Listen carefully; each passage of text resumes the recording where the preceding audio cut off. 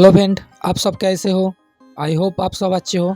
आज का इस वीडियो पे मैं एक सैमसंग का On7 प्रो रिपेयर करने वाला है, जिसका प्रॉब्लम है डेड इशू से मेरे पास आया है, लेकिन दूसरा कोई शॉप से मेरे पास आया है।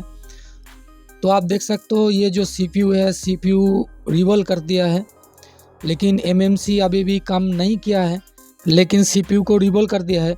तो चलिए इसका जो DC रीडिंग कितना दे रहा है एक बार देख लेते हैं। तो आज का इस वीडियो पे मैं प्रॉपरली एक डेड मोबाइल को किस तरीके से ट्रेसिंग करना चाहिए मैं अच्छी तरीके से बताऊंगा। तो फिर देख सकते हो यहाँ पे आपका पावर स्विच दबाने से 112 113 लेकर स्टैग हो रहा है।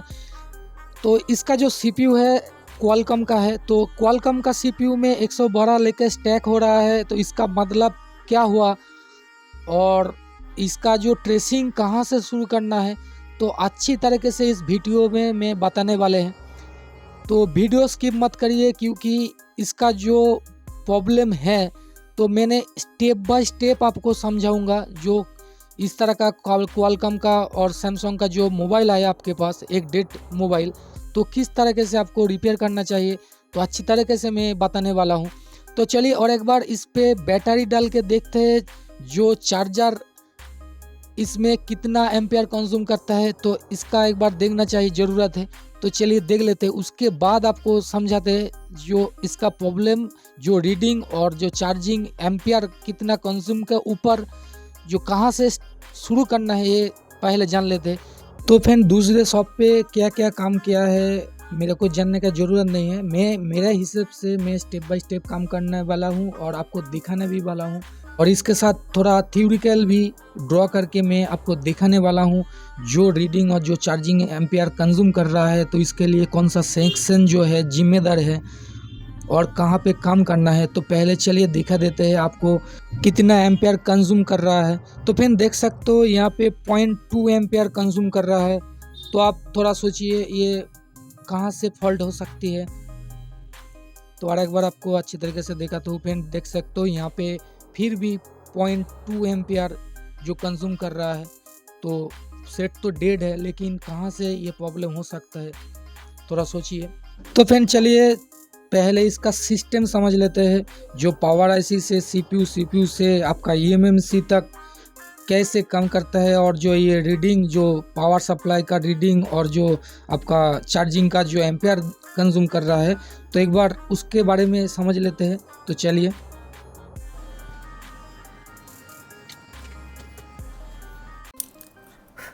तो फ्रेंड चलिए मैं एक ड्राइंग करता हूँ।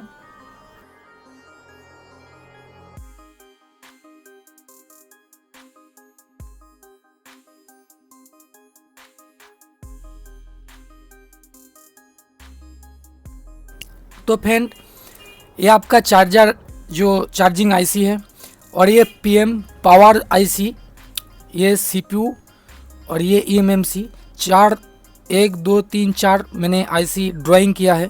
और ये आपका बैटरी कनेक्टर है। तो ये बैटरी कनेक्टर एक साइड पे मैंने ग्राउंड कर दिया है। दूसरे साइड से जो पॉजिटिव जो लाइन आता है, जो VVAT का, ये VVAT लाइन है। तो ये चार्जिंग IC से आपका जो VPH एक कॉयल होके जो VPH जाता है,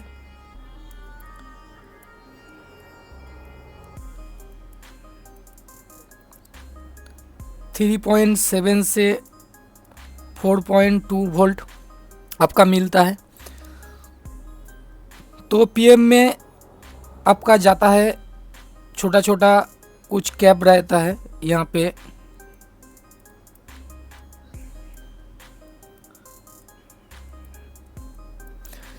कैप होके आपका VPH इनपुट होता है। तो PM से आपका जो बक कॉयल होके आपका CPU में जाता है।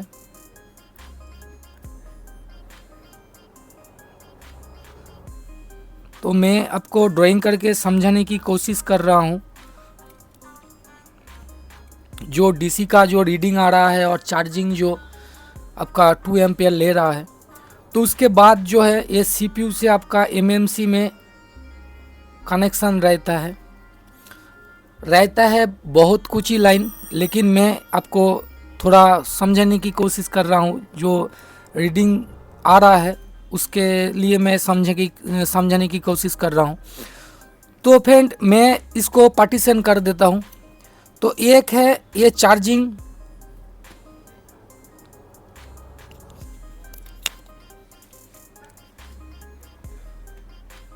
चार्जिंग से सीधा मैं एक पार्टीशन कर देता हूँ। पावर आईसी से मैं एक पार्टीशन कर देता हूँ और ईएमएमसी में एक पार्टीशन कर देता हूँ।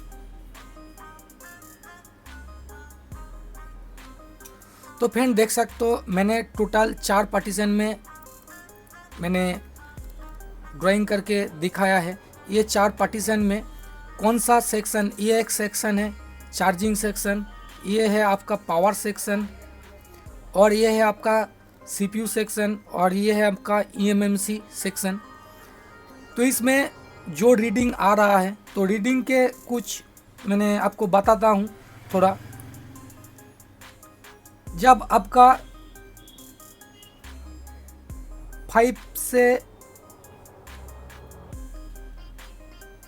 10 जो करंट कंज्यूम करता है 5 से 10 तक, तो आप समझ लेना ये आपका चार्जिंग आईसी आपका कम कर रहा है, लेकिन प्रॉब्लम इसमें है। तो पीएम से पीएम तक जो रीडिंग है आपका, जब देखा रहेगा आपका पावर डीसी पावर सप्लाई से, तो मैक्सिमम आपका 10 से 40 तक जब आपका रीडिंग ले लेगा डीसी पावर सप्लाई में, तो आप समझ लेना आपका पावर आईसी भी कम कर रहा है। और आपका जब 5 से 10 तक ले रहा है फिर वापस आ रहा है, जीरो में आ रहा है, तो आपका पीएम कम नहीं कर रहा है। आपका ओनली ये चार्जिंग सेक्शन ओके है और ये कम नहीं कर रहा है। लेकिन 10 से 40 तक जा रहा है, फिर रिटर्न आ रहा है 00 में, तो आप समझ लेना ये आपका पीएम तक आपका ओके है। तो आपका इसी सेक्शन में काम नहीं करना है। तो उसके बाद आपका मैक्सिमम जो रहता है आपका 40 से आपका 65 या 100 या 110, इसी पे जब जाएगा तो आपका समझ लेना ये पावर आईसी भी कम कर रहा है और सीपीयू भी कम कर रहा है। लेकिन इसमें टैग होना चाहिए। जब रिटर्न आएगा 00 पे, तो समझ लेना ये सीपीयू हो सकता है और ईएमएमसी भी हो सकता है इसमें प्रॉब्लम। ओनली मैं क्वालकॉम का जो है सेट इसका बात कर रहा हूँ। तो आपका सीपीयू जो 00 में आएगा तो समझ लेना पीएम 100% कम कर रहा है। उसके बाद आपका सीपीयू भी कम नहीं कर रहा है, इसलिए 00 पे आ रहा है। उसके बाद आपका एमएमसी भी प्रॉब्लम हो सकते हैं, इसलिए 00 में आ रहा है। लेकिन आपका जो रीडिंग आ रहा है 110 रीडिंग में स्टैक कर रहा है, या 60 में स्टैक कर रहा है, या 50 में स्टैक कर रहा है, तो आपका समझ लेना ये सीपीयू 100% सीपीयू तक आपका ओके है। आपको इसी सेक्शन में काम कुछ भी नहीं करना है। आपका ओनली यहाँ पे जो क्वालकॉम का सेट है, जो पीएस होल्ड बनाता है क्वालकॉम का सेट में, तो इसके आपको पीएस होल्ड को एक बार चेक कर लेना है।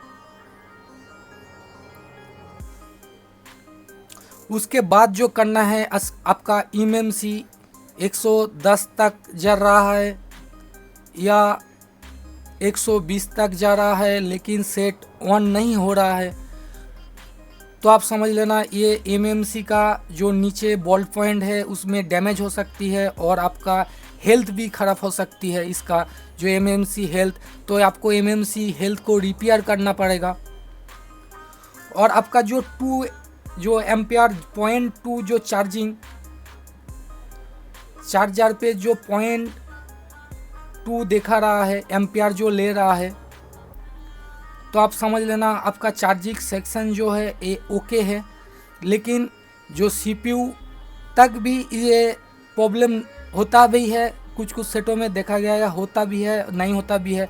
लेकिन मैक्सिमम जो 2 एम्पियर कंज्यूम कर रहा है इसके लिए आपका eMMC जिम्मेदार है, क्योंकि eMMC ख़राब होने के कारण आपका मोबाइल ऑन नहीं हो रहा है, इसलिए ये 2 एम्पियर ओनली 0.2 एम्पियर आपका कंज्यूम कर रहा है। तो मेरा सेट में जो प्रॉब्लम दिखा रहा है आपका 110 तक जो रीडिंग टैग में है और आपका 0.2 एम्पियर करंट जो चार्जिंग में करंट कंज्यूम कर रहा है, तो आपका मैक्सिमम जो है ये CPU तक ओके है, क्योंकि 110 में ये स्टैक कर रहा है। इसके बाद जो प्रॉब्लम है आपका eMMC आपका उठाना पड़ेगा, उसके बाद eMMC को रिवॉल्व करके एक बार चेक करना पड़ेगा इसका हेल्थ सही है या नहीं है। सही नहीं है तो आपका हेल्थ रिपेयर करना पड़ेगा, नहीं तो हो सकता है इसका बॉल डैमेज हो सकती है, क्योंकि इस CPU को रिवॉल्व किया है, किस लिए किया है ये मेरे को नहीं पता है। तो मेरे को जो कम करना है ये CPU को नहीं कम करना है, ओनली इस eMMC को आपका मैं चेकिंग करूँगा।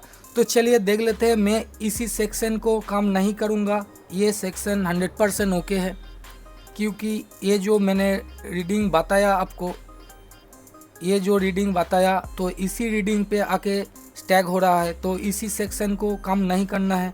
दूसरे जो PM सेक्शन को, जो पावर IC सेक्शन को काम नहीं करना है। इसके बाद CPU को भी मैं रिवॉल्व नहीं करूँगा। इसके बाद हेल्थ रिपेयर करने के बाद ऑन नहीं होगा तो फिर एक बार CPU को उठा के देखूँगा जो ठीक ठाक रिवॉल्व हुआ है या नहीं है। तो चलिए मैं eMMC को उठा के एक बार देख लेते हैं।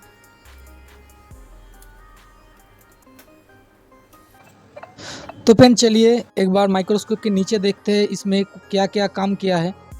तो आप भी देख सकते हो ये CPU पे जो काम किया है रिवॉल्व कर दिया है, लेकिन eMMC में कुछ भी काम नहीं हुआ है। तो चलिए एक बार अच्छी तरीके से इसको क्लीन कर लेते हैं, और उसके बाद जो ये CPU पे मैं काम नहीं करने वाला हूँ, तो eMMC को उठा के और इसको रिवॉल्व करके इसका हेल्थ एक बार देखूँगा ये हेल्थ सही है या नहीं है। तो चलिए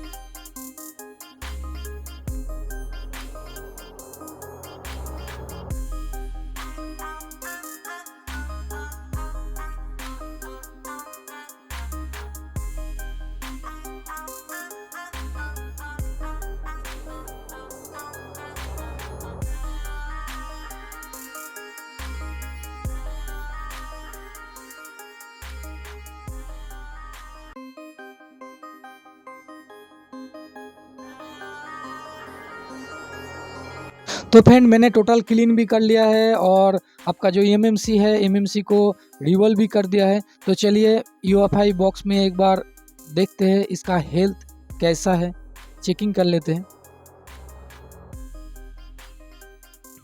तो इसके लिए फ्रेंड आपका एक यूएफआई बॉक्स ज़रूरी है, जिसके पास नहीं है तो एक यूएफआई बॉक्स आप ले लीजिए, क्योंकि आपका जो काम करने का जो तरीका है ये बदल जाएगा, क्योंकि ये चाहिए, नहीं तो आप ट्रेसिंग नहीं कर सकोगे प्रॉब्लम कहाँ से है।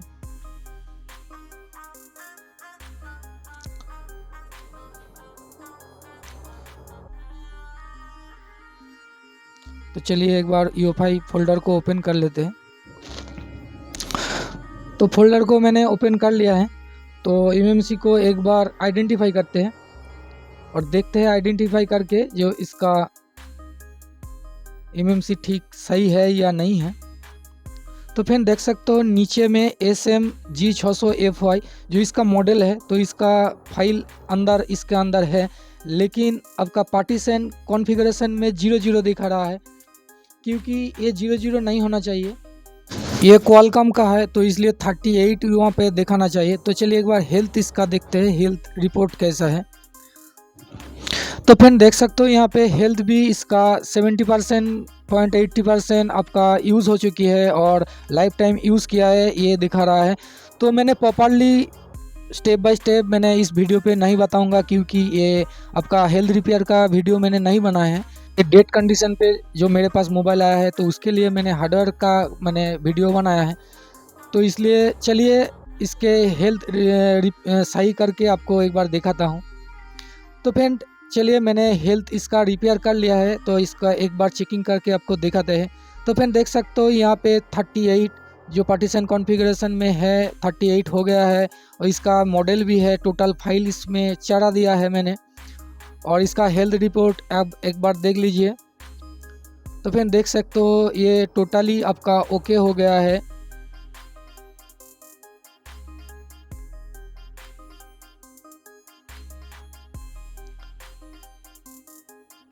तो फ्रेंड देख सकते हो ये SLC और MLC आपका सही हो गया है।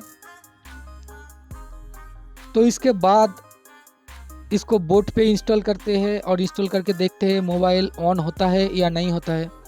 तो चलिए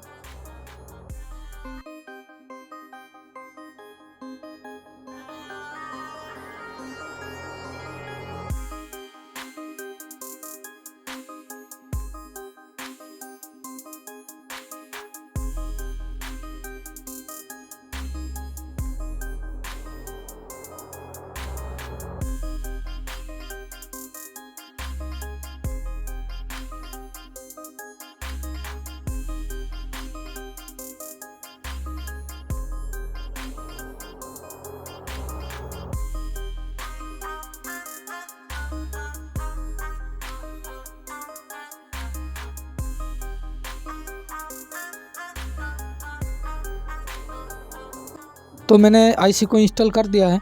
तो इसके बाद बोट को फिटिंग करके एक बार देखते हैं मोबाइल ऑन होता है या नहीं होता है। तो बैटरी से नहीं, एक बार पहले डीसी पावर सप्लाई से चेकिंग करते हैं।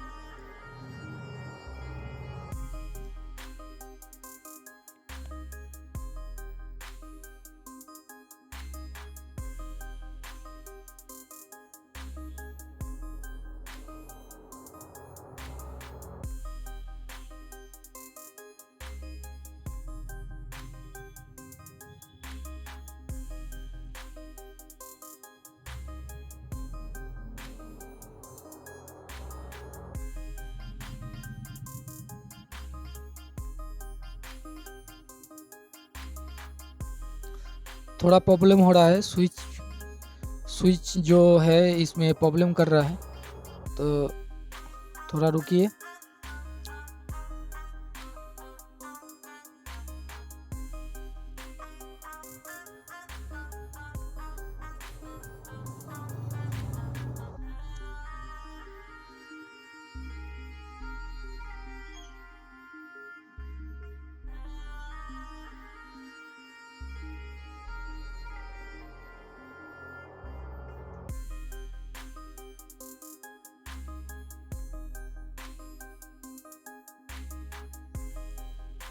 तो ट्विज़र से एक बार देखना पड़ेगा।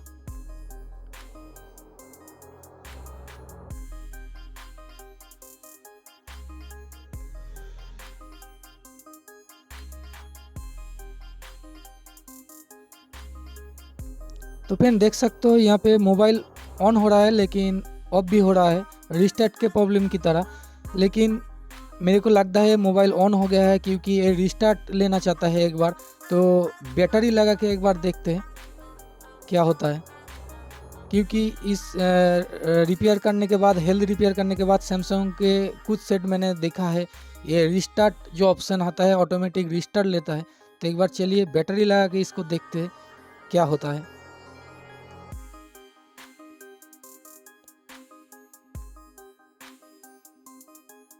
फ्रेंड देख सकते हो मोबाइल तो ऑन हो गया है।